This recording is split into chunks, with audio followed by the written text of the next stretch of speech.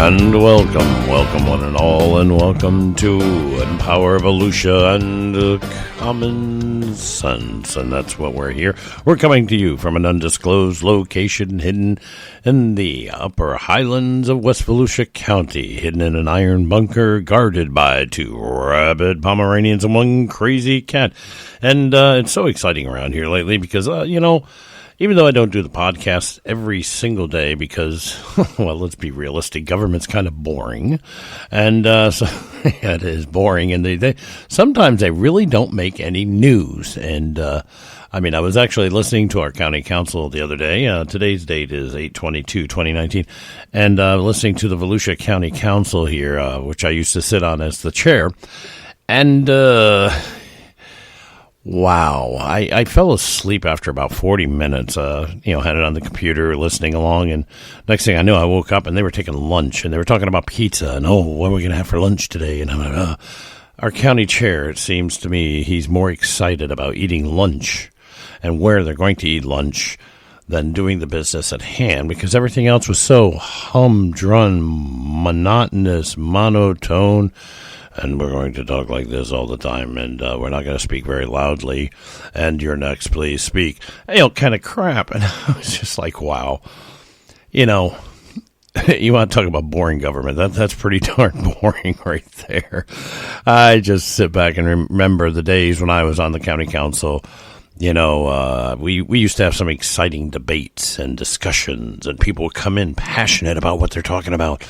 And the council was passionate about doing something, and now they're half asleep at the wheel. And there is no real agenda. It's all, the whole thing just about yesterday was literally just a bunch of public hearings. That's all it was. They didn't do any legislation that was worth a damn. And it was pretty boring. And like I said, after about 35, 40 minutes, I was asleep. And I just woke up to hear, we're going to lunch. But that's where that was. But anyways, it's really exciting here, though, on the old iron bunker now, because you know what? We are now accepted around the world now, and you can hear us on YouTube. You can contact me on Twitter. You can go to Spreaker, SPREAKER.com, and type in Common Sense and look for the Screaming Man icon, and there we are there. I do email this out to a lot of people, and I thank you very much for listening, folks. And now we're also on iTunes. Isn't that cool? This thing is starting to take off. We're getting a lot of people listening. A lot of things are happening, and we're being accepted into the, shall we say, the media outlets for truth, justice, and the American way. That's what we're all about right here. You can't handle the truth! And most people can't, but I know most of my listeners understand what we're doing, and they know that I'm just here to tell you the truth. So, speaking of the truth, and the reason why I tell you all this stuff, by the way, you can also drop me a line at jasondavispodcast@gmail.com. That's jasondavispodcast, one big long word, at gmail.com. And you can, the reason why I bring all this up is because, well, I actually got an email and a conversation with a gentleman who, we'll just call him Mr. Bill. That's right, Mr. Bill, like the little clay doll that was on Saturday Night Live. Mr. Bill, Mr. Bill, remember that? Most of us do, and some of the younger generation don't. Look up Mr. Bill on the internet and you'll understand. But anyways, so Mr. Bill sent me an email and he says, hey, why don't you talk about the dog pile, as we'll call it here? How about the dog pack? That's it. We'll just call it the dog pack. Because what he's talking about is he did talk about on the email, he talked about the pack mentality.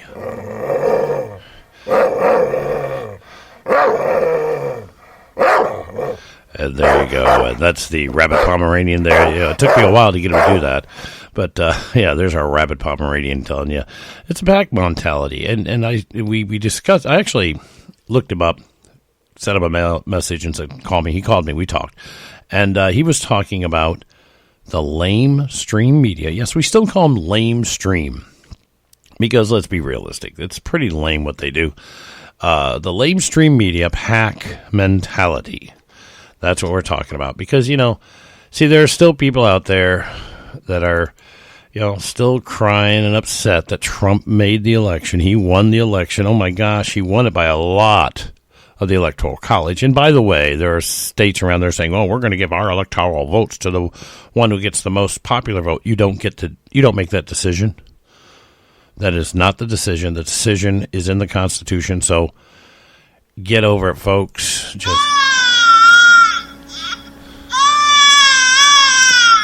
Just quit crying about it. Donald Trump is the president of the United States, and he has actually done more for this country than any other president in the past since I've been around, and I've been around many, many years.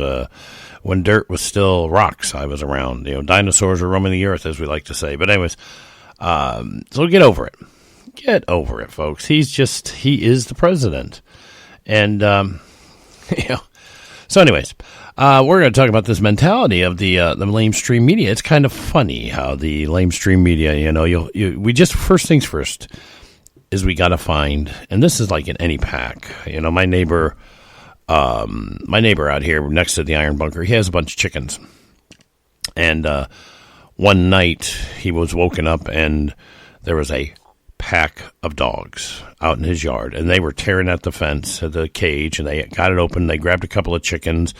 They killed a neighbor's cat. They got one of my birds. I have a couple of guinea hens running around here, and they totally destroyed the guinea hen.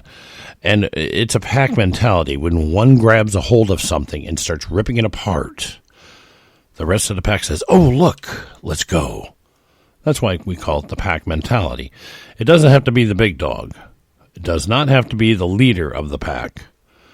It's just one of the members of the pack has to find something and grab it and rip it apart, and the rest of the pack joins in, which goes to show that you don't really have a mentality to choose your own battles. You can only fight when you're in a pack.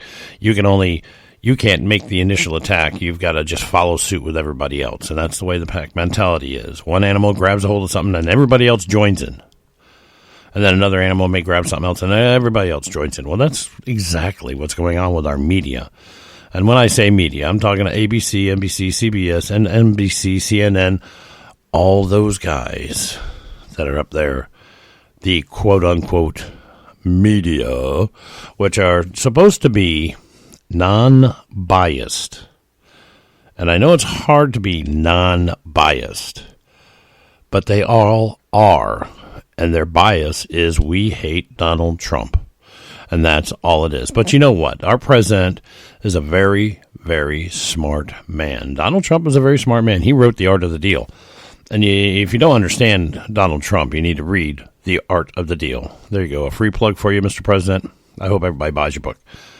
The Art of the Deal talks about negotiations. And it talks about the fine arts of how you negotiate. What is the best way to negotiate? Picking your people who's your strongest person in this situation, finding what they like and helping to cater to that. I mean, it goes right along with Dale Carnegie's book on how to win friends and influence people, which I've read. And here's the deal, folks. He's done this one little part of the deal. See, here we were. The lamestream media, one person jumped on, the Mueller report, 2.5 years ago. Mueller report.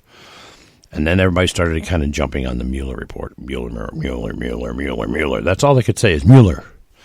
The evening news, national, of course, was so totally centered on the Mueller report.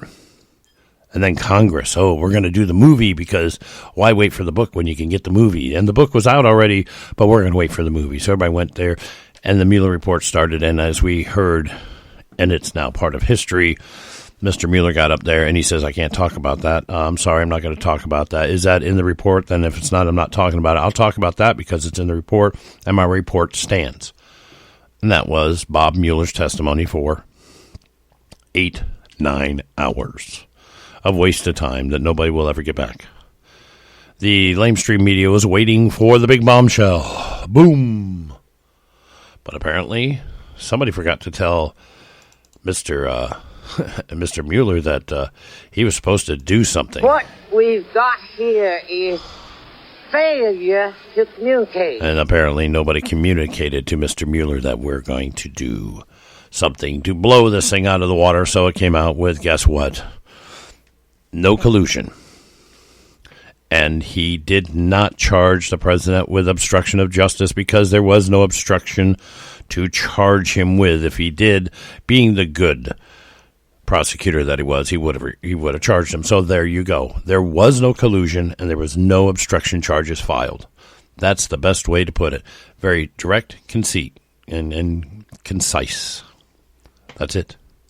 So anyways, so it was all Mueller.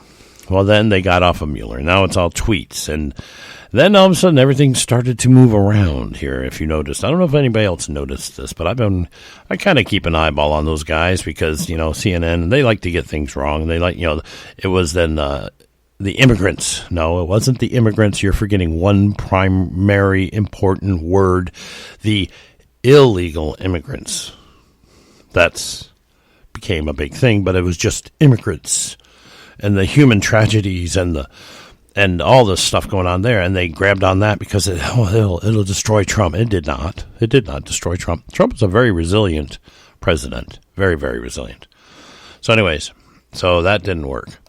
So now what are we going to do? We don't know. We got to find something to talk to him about. Well, now here's where Donald Trump says, "Okay, now it's my turn, boys and girls." And Donald Trump has done something in The Art of a Deal that nobody really I guess nobody read the book because it's in there. It's called The Deception. And that's what Donald Trump has now done.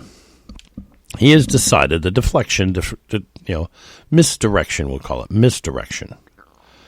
And here's what he's done. And it's so amazing. What he has done is he did this. He said, okay, and he got Mr. Pompano into his office, and I'm sure, I don't know for a fact, but I can just see, we got to get these people off our case about all this non-important things. Let's give them something else non-important that will not happen. We all know this. We'll pick up the torch where Harry Truman set it down. Did you hear that? Harry Truman, Democrat, dropped the torch on this issue.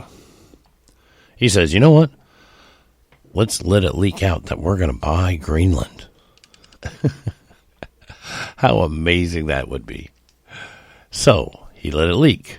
I'm thinking about talking with him, trying to make a deal about Greenland. Oh. Well, now the Pac mentality says, Greenland, oh no, we can't do that. Let's, Norway owns Greenland. Oh. And they all lost their mind about we're trying to buy a country. Oh, it's just so Trump could put another Trump Tower there, whatever. You know what, folks? He is a developer. That's what he does for a living. If he built a Trump Tower in Daytona Beach, nobody would have a fit. They would love it. If they built a Trump Tower in Orlando, they would love it. If they built a Trump Tower in San Francisco, they would love it. So don't, because it can't be any worse than what's going on in San Francisco now. But if Donald Trump came in and said, I'm going to build a resort right here, people jump up and down and say, come on in, because they know the man pays, and he pays well, and his employees work. They work hard, but they get paid well, and they get great benefits, and he is truly a good boss. But Congress can't get that through their little pea brains. No. They're still trying to attack Trump.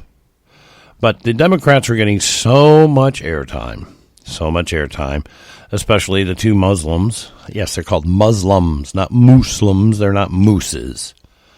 They're Muslims. The two Muslim representatives, which they claim they are. And he said, they were starting to get airtime because they tried to go to Israel to actually do anti-Israel protests. And they've said that. They are anti-Semitic. They do not like the Jews. They do not like Israel. And they will do anything they can with their Muslim heritage to destroy Christianity and Judaism. I'm sorry, folks. That is what Al-Qaeda and those guys are all about. They read their Quran and they say, oh, it's this way, and we are jihadists. And that's what they are. So anyways, and they've all... both of them have said it directly to cameras. They have spoken out against Israel, But they wanted to go there and do this there. Now, here's a funny thing, folks. The lamestream media picked up on this and said, oh, yes, go, go. But then Israel said, no, we're not going to open our borders to people who openly hate us. We don't open our borders to racists to let them in. Think that through. Hate this is racism because they think that the Muslims are better than the Israelis. That's the definition of racism, is when you think your race or organization or group of people are better than others. That's racism. Voila, they're racists. Oh. But then when Israel said, no, you can't come here, and Talib said, oh, but I want to see my grandmother. Okay, fine. We will give you permission to go see your grandmother. But you're not coming to the West Bank. You're not going to come into Jerusalem, and you're not. They restricted her movements. Now, everybody is having a fit about that, but you know what? They are a sovereign country. They get to make their own rules and let who they want to in their country. You know what? They have a wall around their country, and it's worked very, very well. Just like Nancy Pelosi has a wall around her little compound, and it's working quite well. But anyways, the reason why I say that is because they were getting too much airtime. It was deflecting from the positive Trump work that was going on. See, the media here has decided anything negative against Trump is what they want to jump on. And if you listen to the lamestream media during their conversations, during their news broadcasts, what happens is they actually jump on it. And it's like they pass the script around. The one word they always like to say, racist, racist, racist. Like he did the tweets about the four congresswomen, he did say four congresswomen who hate America should go back to where they came from and fix their problems and come here and tell us how to fix ours. He didn't say go back to your country. He said go back where you came from. They came from Detroit. They came from New Hampshire or Boston area. They came from Wisconsin. They came from New York City. Go back to where you came from, your home, and fix those problems. Deal with your people, your citizens that you, quote unquote, represent, and you're not. So anyways, so they jumped on that, and they said it was a racist tweet. Now every lamestream media was jumping up around racist tweet, racist tweet, racist tweet. Well, now they do the same thing now. We're going to buy Greenland. Now that's a positive statement. We want to buy Greenland. We want to buy Greenland. Norway's not going to sell Greenland, and he knows that. But that's what he did, so he could deflect the attention away from the Democrat idiots and all their racist hate. Yes, because they are promoting hate and race wars around this country. And he's deflecting away from that to something that he knows is not going to happen. Pompeo knows that's not going to happen. The government of Norway has said, no, that's not going to happen. And it isn't happening. But they're going to drag this out. We're going to spend trillions of dollars. They're making up all kinds of crazy numbers and reasons why we shouldn't buy Greenland. Of course, Donald Trump knows he doesn't. It's not in the budget. I mean, it would cost a couple of $1 trillion, I'm sure, to buy the property. Just the real estate value, plus all the natural resources in there. They're not going to let that go. So he knows this isn't going to happen, but it's a good misdirection. And it'll work probably for another 3 or 4 weeks. And then our lamestream media is going to find something else, and they're going to go on, and they're going to probably go after, back to Biden or somebody like this. Oh, look at he's doing so well, and blah, blah, blah, blah, blah, blah, blah. And the end result is going to be, all right, then Donald Trump's going to say, well, we couldn't buy Greenland, let's buy Norway. Let me do something to misdirect the attention of the lamestream media. So that's what's going on. And that's, and he's really not serious. I mean, surely he's not serious, is he? Surely you can't be serious. I am serious. And don't call me Shirley. But he's not really. I don't believe he's going to even try the negotiation there anyways. So, and I get to play with my sound bites too. I like my sound bites. But anyways, so that's what's going on, is he's trying to misdirect and he's doing a damn good job. He is a master of the art of negotiation. He really is. Take a lot of, people should take note of what he does, because this is how you negotiate. This is how you create a deal. This is how you do things to get things done. If you can't get them done this way, you don't quit. You back up and you find another way to get it done. And that's what he's been doing. And he's been doing a great job for 3.5 years. Almost 3 years now. An amazing job. And we give him kudos. Thank you very much, President Donald Trump, for saving our nation. From all veterans, trust me, every veteran I've ever met, and I am a veteran myself, and we all say, thank you very much. He's done so much for the veterans to help us out. He's done a lot for, college students. He's worked out, all kinds of stuff. But you got to understand one thing, folks. And we're done with the first subject here, so we kind of got a couple minutes. So I want to just throw this one in. The President of the United States only enacts law and enforces the law. That's what he does. That's why he has the Department of Justice, the FBI, the CIA, and he's got the VA, and he's got Social Security, and all these people are bureaucracies, and they fall under his direction. And he's done so much for us to help all of our citizens that it's just amazing. When it comes to laws like immigration or illegal immigration or gun laws, which you really can't change, those have to be state, because the Constitution says you really cannot infringe upon the rights of an American to own a gun. You can't do it. It says shall not be infringed upon, period, the end. So you can't do anything. So that's a bogus lie that you're being told by all these media guys.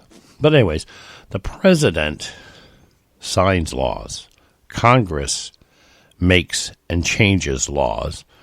And if you really want something done in Congress, you've got to get a hold of your representatives to get it done. Senators and congressmen are the ones that are supposed to get it done, but they've been so active in trying to get rid of the President of the United States, which they really can't do. They can't impeach him. There's no offense impeachable. So you're not going to impeach him. You cannot enact the 25th Amendment of the Constitution, which says that you can get rid of a president if he's unable to complete his job through physical or mental disability. So he's not mentally disabled or physically disabled. The man is a picture of health. So that's a done deal. So how about this, Congress? All you senators and all you representatives up there, pull your head out of your fourth point of contact and do your darn job. Start debating and discussing the issues that are really important here to the United States and to the citizens, like fixing our border problem. And yes, now it's a border crisis, and you have created this border crisis over the past 30 years. It's not new. Although Pelosi and Schumer would like to let you know they've been up there for 35 years, and they've had Democrats and Republicans in there, and it's all a big mess. And even Joe Biden's been up there for 30-plus years, and he didn't do a darn thing.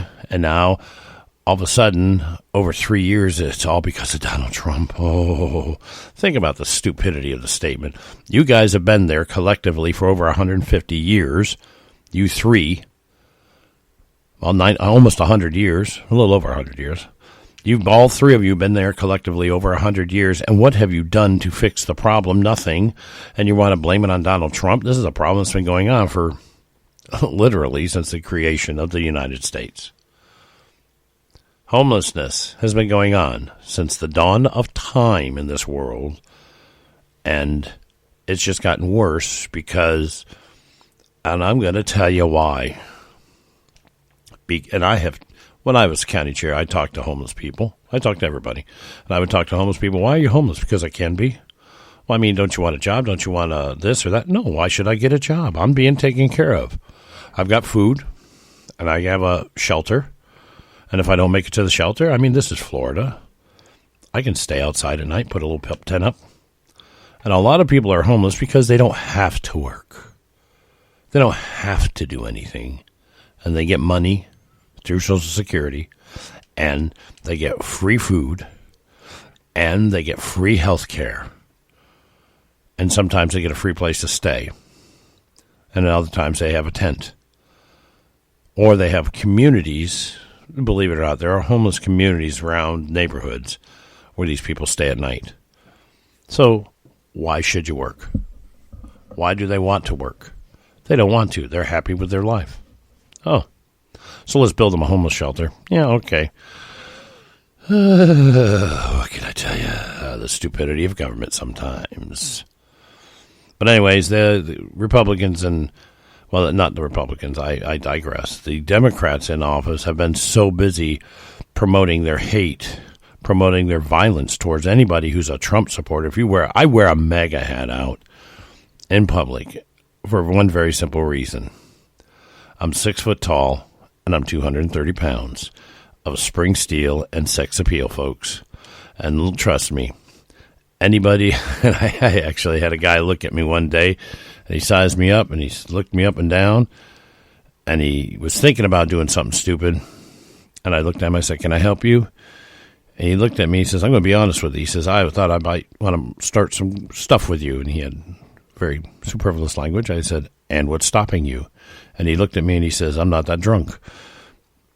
In other words, he wasn't stupid enough to grab a hold of a 230-pound, 6-foot-tall U.S. Army infantry squad leader combat veteran and make trouble, because I don't start trouble, I finish it.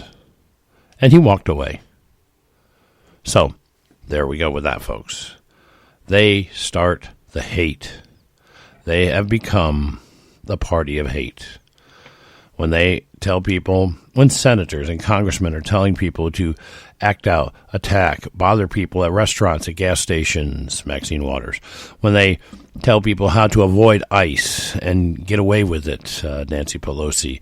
When they are promoting hatred, the Squad of Four, against Americans and any Jew or any relation or any nationality in this country. That's hate. When they support or refuse, and I just watched it this morning, a little video, how every Democratic candidate was asked if they would denounce Antifa. And they all said no. And Antifa is a hate, fascist, socialist, or it's a fascist organization that wants to control through hate and violence. And I watch them constantly as they're breaking windows and throwing rocks and attacking police and attacking people just walking down the street. But you know what? They're chickens. And you know what I say about chickens? They hide their face. And they don't want anybody to know who they are. So anyways, we are done now with our podcast, looking at the Mickey's big hands on the hour, and his little hand is looking at the 6. So we're gonna shut this on down. Just don't forget, you can contact me on jasondavispodcast@gmail.com. You can also listen to these. Just type in Jason Davis podcast on YouTube, iTunes, and we're also on Twitter. You can go ahead and find us under Common Sense with Jason Davis. And so with that, we will say goodbye. And let me go feed these rabid Pomeranians before they chew my leg off. And that right there, folks, that's just common sense.